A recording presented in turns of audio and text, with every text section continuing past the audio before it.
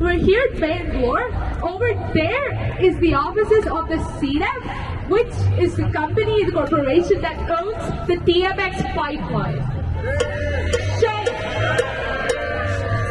So our demands here are that, can firstly be summarized as respect indigenous sovereignty.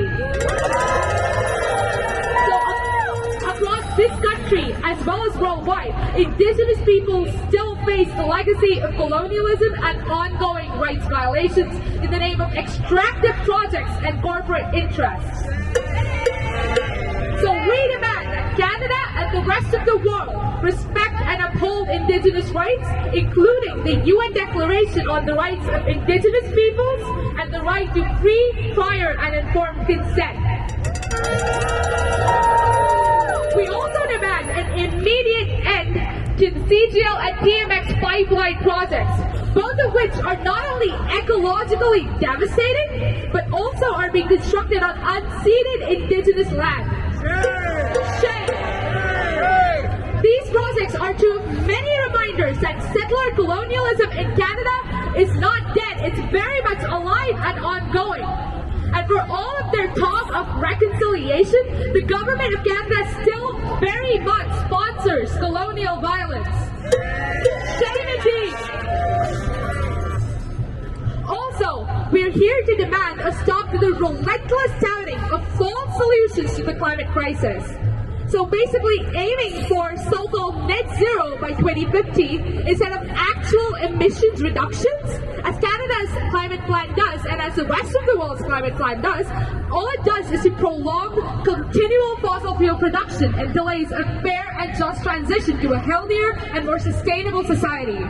Moreover, the use of land-based offsets endangers indigenous communities and intact ecosystems worldwide.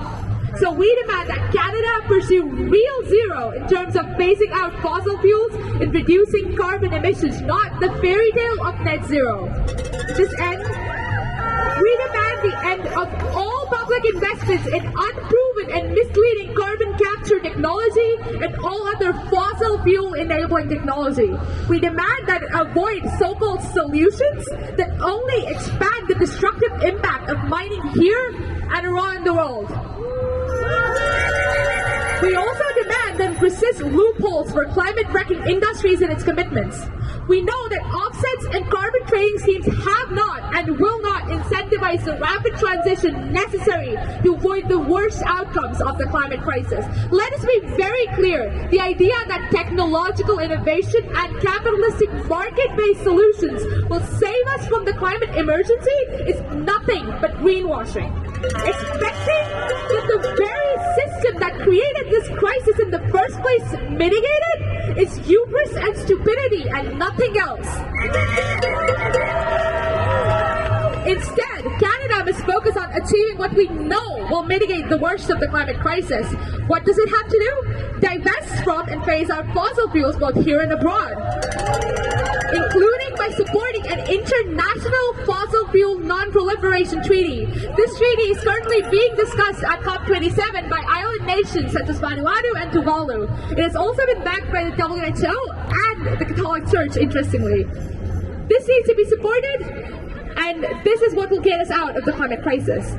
We also need to invest in public transit, public programs. We need to promote worker and indigenous-led wind, solar, and geothermal projects.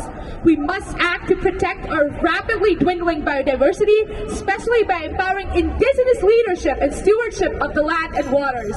It is indigenous people that steward over 80% of the world's biodiversity. We must ensure land back if we need to protect our biodiversity.